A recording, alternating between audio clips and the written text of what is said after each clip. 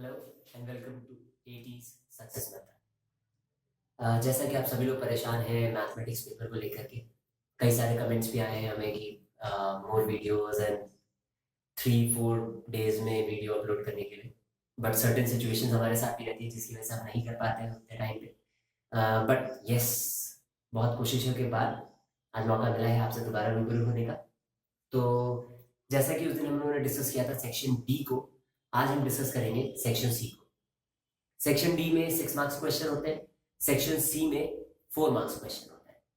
पहले के पैटर्न के हिसाब से सेक्शन सी में 12 क्वेश्चन आते थे, 12 question and they all were of 4 marks each. But अब ऐसा है कि एक क्वेश्चन कम कर दिया गया है from section D as well as from section C, और वो जो 10 मार्क्स है उससे 2 मार्क्स के 5 क्वेश्चन एडिशनल ऐड कर लिए गए। सो अभी जो सेक्शन आप डिस्कस करेंगे वो है सेक्शन सी, जिसमें हम 11 क्वेश्चंस की बात करेंगे। 11 क्वेश्चंस, सेक्शन सी के 4 मार्क्स ईच। सबसे पहले तो देख लीजिए कि सेक्शन सी में जो इंपॉर्टेंट टॉपिक्स, इजी चैप्टर्स जो आप इजीली कर सकते हैं और उससे 4 मार्क्स स्कोर कर सकते हैं, वो कौन कौन से। उसमें जो सबसे कॉमन और सबसे इंपॉर्टेंट नेम है वो है इनवर्स ट्रिग्नोमेट्री। इनवर्स ट्रिग्नोमेट्री में क्या खास है, अगर आप इनवर्स ट्रिग्नोमेट्री को उठा करके देखेंगे तो बहुत ही छोटा चैप्टर है, I guess 2-3 exercises along the miscellaneous. तो आपके पास बहुत कम पढ़ने को है इनवर्स ट्रिग्नोमेट्री में। 4-5 फॉर्मूले हैं, वो भी जनरली जो tan इनवर्स 2x वाले जो फॉर्मूले होते हैं, 2 tan इनवर्स x वाले, वो फॉर्मूले ज्यादा इंपॉर्टेंट है। sin inverse x plus sin inverse y वाले जो फॉर्मूले होते हैं वो इंपॉर्टेंट है। π/2 वाला जो रिलेशन होता है वो इंपॉर्टेंट है। एक बार आप उन सारे फॉर्मूलों को देख लें, जिस तरह से आपने 11th में ट्रिग्नोमेट्री पढ़ी होगी, अगर आपको ट्रिग्नोमेट्री का थोड़ा बहुत भी आइडिया है तो भी आपके लिए इनवर्स बहुत इजी हो जाएगा। In fact inverse is far more easier than trigonometry, क्योंकि ट्रिग्नोमेट्री में आप ट्रिग्नोमेट्रिक इक्वेशन सॉल्व किया करते थे, यहाँ वो भी नहीं है। इसके अलावा इनवर्स में जो हाई लेवल एप्लीकेशंस होते हैं वो आपके सिलेबस में है ही नहीं। तो आपको एकदम बेसिक इनवर्स पढ़नी है और आप एक सवाल 100% एक्सपेक्ट कर सकते हैं अपने पेपर में 4 मार्क्स। तो वो क्वेश्चन किस टाइप के आते हैं वो भी मैं आपको थोड़ा सा आइडिया दे रहा हूँ। एक इस टाइप का क्वेश्चन आपने देखा होगा, tan inverse x plus tan inverse 2x something like that equals to 1 और समथिंग। तो यहाँ पे हमें tan inverse x plus tan inverse y का फॉर्मूला अप्लाई करना होता है और उसके बाद इक्वल टू 1 है और फिर उसके जरिए हम सॉल्व कर लेते हैं या इक्वल टू π/4 हो सकता है। तो कोई बड़ी चीज नहीं है। जो आपके एनसीईआरटी में क्वेश्चंस दिए हुए हैं, आप मिसलेनियस उठा करके देखेंगे तो उसमें एक 9π/8 वाला क्वेश्चन है, अक्सर बोर्ड्स में आता है 9π/8 minus something. I don't remember the exact question but you can check it in your miscellaneous exercise, you will find this question on 9 or 10 question I guess. So ये जो क्वेश्चन है, ये इस टाइप का सवाल या ये क्वेश्चन एग्जैक्टली यही चीज इनवर्स में बहुत पूछी जाती है। ये जो क्वेश्चन आप लोगों ने डिफरेंशिएशन में भी किया होगा, cot inverse under root 1 minus x square plus under root 1 minus y square upon under root 1 minus x square minus under root 1 minus y square. इस टाइप का कोई सवाल आपने किया होगा, इस टाइप का क्वेश्चन, या इसी को 1 प्लस एक्स 1 माइनस एक्स के फॉर्म में आपने किया होगा। तो जिस भी फॉर्म में आपने किया हो, आप इस सवाल को अच्छी तरह से प्रिपेयर कर लें। वैसे इसका आंसर π/4 आता है गेस, एक बार देख लीजिएगा।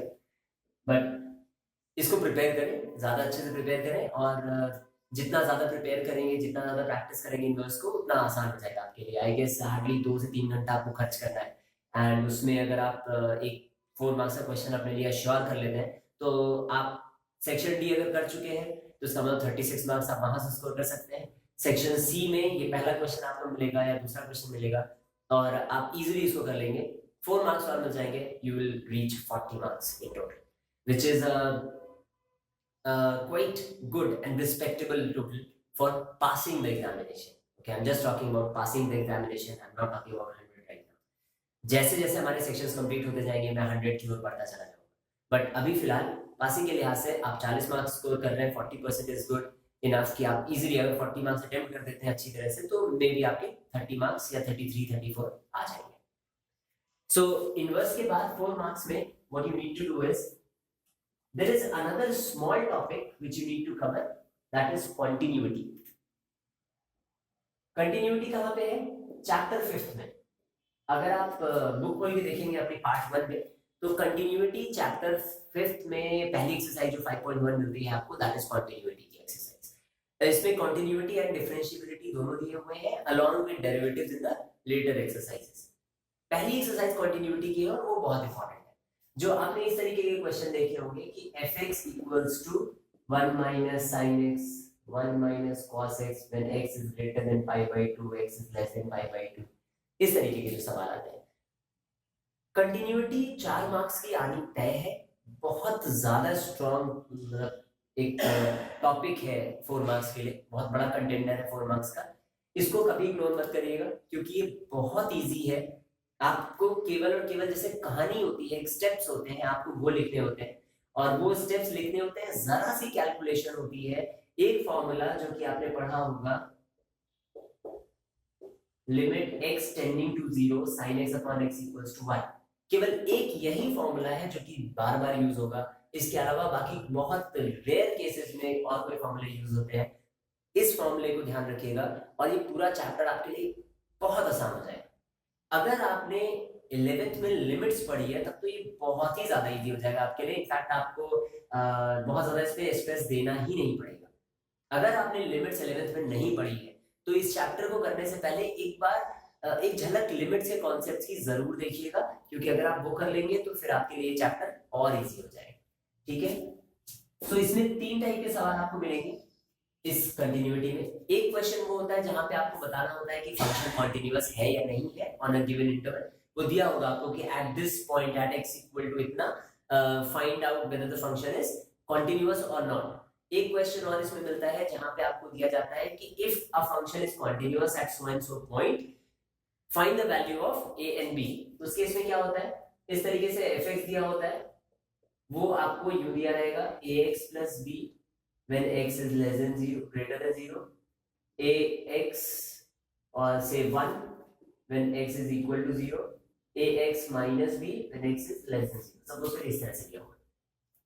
अब इसमें a और b जो है वो अननोन्स है, ऑब्वियस सी बात है, कांस्टेंट्स है। आपसे कहा जाता है कि this function is continuous at x equal to 0, तो आप बताएं कि a और b की वैल्यू क्या होती है। आप यहाँ पे लेफ्ट हैंड साइड निकालते हैं, फिर राइट हैंड लिमिट निकालते हैं, उसके बाद दोनों को इक्वेट कर देते हैं डायरेक्ट एग्जिस्टिंग लिमिट के। जब वो डायरेक्ट एग्जिस्टिंग लिमिट की इक्वल आ जाती है तो वहां से 2 इक्वेशंस बनती है a और b में, उनको आप सॉल्व कर लेते हैं, आपको आंसर मिल जाता है। 2 टाइप हम ऑलरेडी डिस्कस कर चुके हैं। थर्ड टाइप जो होता है उसकी प्रायोरिटी ज्यादा होती है एग्जाम में आने की, और वो जो थर्ड टाइप है वो है different type of functions. Functions का क्या मतलब है, आपके कोर्स में एक फंक्शन दिया हुआ है दिस,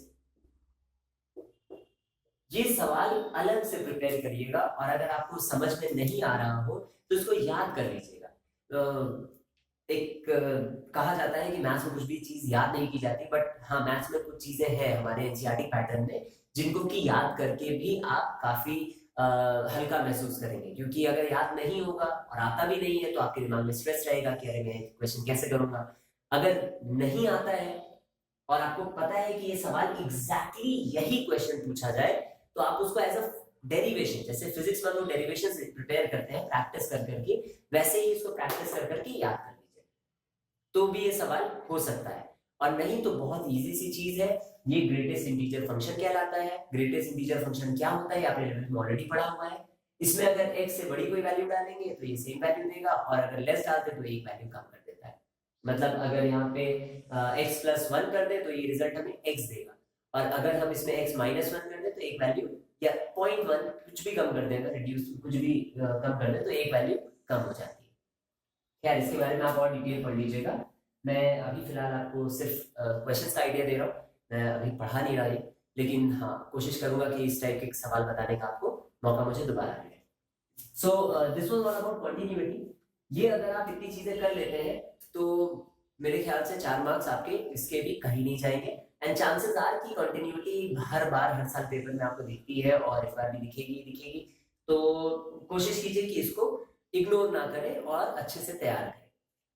सो कंटिन्यूटी के बाद एक टॉपिक और हमें मिलता है 4 मार्क्स में, वो है डिटर्मिनेंट की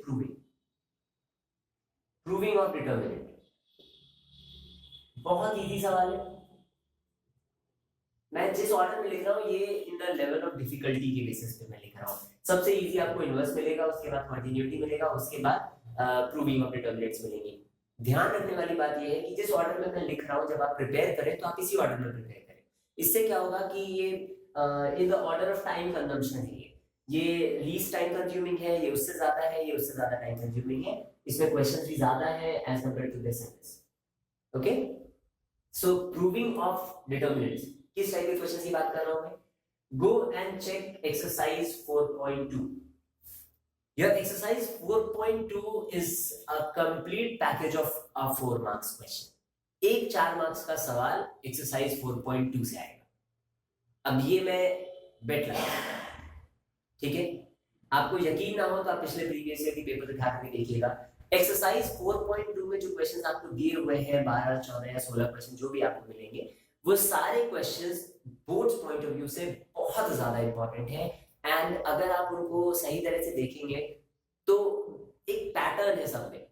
करना क्या होता है, इस टाइप का सपोज करें एक सवाल है, which says x plus 3 x x x x plus 3 x x x x plus 3. You need to find 3x plus 3 and something like x minus 1 or x minus 3, something of that sort. I'm not telling you exact question, I'm just telling you how what kind of questions can come and how to solve it. That's all. So इस तरीके का एक determinant बनता है, आपसे कहा जाता है इवैल्यूएट, या फिर ये कहा जाता है प्रूफ। अगर इवैल्यूएट नहीं है प्रूफ करना ही इज इक्वल। डिटरमिनेंट का एक्सपेंशन सबको पता होता है। आप सबसे पहला काम इसमें कॉमन निकालने का करते हैं। जैसे आपने देखा होगा गन्ने का रस निचोड़ा जाता है, कभी गन्ने का रस पिया है? अगर पिया होगा तो फिर आपको आइडिया लग जाएगा, अगर नहीं पिया होगा तो फिर एक बार ट्राई करिएगा, देख करके आइडिया लग जाएगा। क्या करते हैं, गन्ने को पहले मशीन में डालते हैं, गन्ने से जितना ज्यादा रस निकाल सकते हैं निकाल लेते हैं, और उसके बाद जब सारा रस निकल जाता है तो फिर इसको उठा के फेंक देते हैं। यही काम ये डिटरमिनेंट करता है। ये डिटरमिनेंट से हमें रस निकालना है, मतलब हमें कॉमन ढूंढना है। तो पहले जो चीज हमसे पूछी गई है वो बनाने की कोशिश करेंगे। अब जैसे यहाँ पे 3x plus 3 दिया हुआ है, अगर हम या तो रो में ऐड कर दें r1 r2 r3 को, या हम कॉलम्स को ऐड कर दें c1 c2 c3 को, तो देखिए x plus x plus x 3x plus 3 बन रहा है। यहाँ भी 3x plus 3 बनेगा, यहाँ भी 3x plus 3 बनेगा। अगर हम रो वाइज ऐड कर दें, इस पूरी पहली रो में 3x plus 3 बन गया, हम इसमें से कॉमन निकाल सकते हैं, वो हमारे पास यहाँ बाहर बच जाएगा, अंदर बच जाएगा 1 1 1 एंड देन सो ऑन। जब कभी भी आपका मैक्सिमम कॉमन निकल जाए और आपको लगे कि नहीं भाई अब इससे ज्यादा मैं कॉमन नहीं निकाल पाऊंगा, तो दिमाग में ये रहे कि आपको 2 जीरो बनाने हैं किसी भी एक रो या किसी भी एक कॉलम। अब जैसे यहाँ पे जब आपने किया होगा तो ये 1 1 1 आ जाएगा। जब ये 1 1 आ जाएगा तो हम इसको अगर सब्ट्रैक्ट कर दें तो ये क्या हो जाएगा, 0। इसको सब्ट्रैक्ट कर दें तो ये क्या हो जाएगा, 0। अब देखिए ये 0 हो गया, ये 0 हो गया, इस रो में 2 0 हो गए। जैसे ही 2 0 मिले एक्सपैंडिंग अबाउट r1। अगर आपको एकदम ही आइडिया नहीं है कि डिटरमिनेंट करते कैसे हैं, तब तो फिर आपके लिए बहुत ज्यादा इश्यूज हैं। लेकिन मैं एज्यूम करके चल रहा हूं कि आपने साल भर में कुछ तो एटलीस्ट पढ़ा होगा, आपको डिटरमिनेंट का एक्सपेंशन तक तो आता ही होगा और उसकी प्रॉपर्टीज भी आती होगी। So if you know that much you can easily cover this type of question. Exercise 4.2 में ऑलरेडी आपको काफी सामान दिए हुए हैं। इसके अलावा मिसलेनियस में कुछ क्वेश्चन दिए हुए हैं, एग्जाम्पल्स में कुछ क्वेश्चन दिए हुए हैं, और अगर आपसे हो सके और आपके पास इतना टाइम अगर हो तो फिर please check out RD RS KC Sinha, ML Agarwal, whatever books you have, उनके एग्जांपल्स देखें, उनके अनसॉल्व्ड क्वेश्चंस देखें, प्रीवियस ईयर पेपर्स देखें, उनके अनसॉल्व्ड क्वेश्चंस, सॉल्व्ड क्वेश्चंस देखें, तो आपको काफी हद तक आइडिया लग जाएगा कि हाँ ये 4 नंबर आपके कोई ले नहीं सकता आपसे, और वो श्योर शॉट आपको मिलेगी। सो ये 4 मार्क्स भी आप इजीली स्कोर कर सकते हैं। तो अभी तक आप तीनों मिलाकर के 12 मार्क्स स्कोर कर चुके हैं। अभी भी हमारे पास 11 क्वेश्चंस में से 3 हटाने के बाद 8 क्वेश्चंस और बचते हैं। 8 क्वेश्चंस में क्या क्या इंपॉर्टेंट है वो भी देख लीजिए।